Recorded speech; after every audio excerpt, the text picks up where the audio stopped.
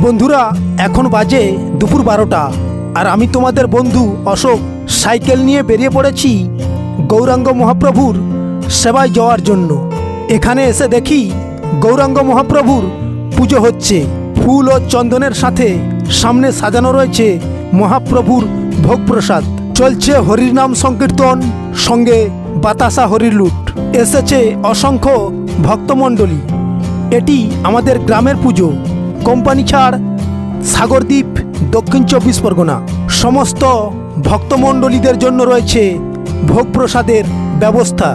পুজো কমিটির সদস্যরা পরিবেশন করছে ভোগ প্রসাদ।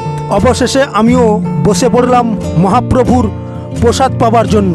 তারপর আরও একবার মহাপ্রভুর দর্শন করে চলে এলাম একদম বাড়িতে। অবশ্যই একটি লাইক করে দিও বন্ধুরা, ভিডিওটি ভালো লাগলে।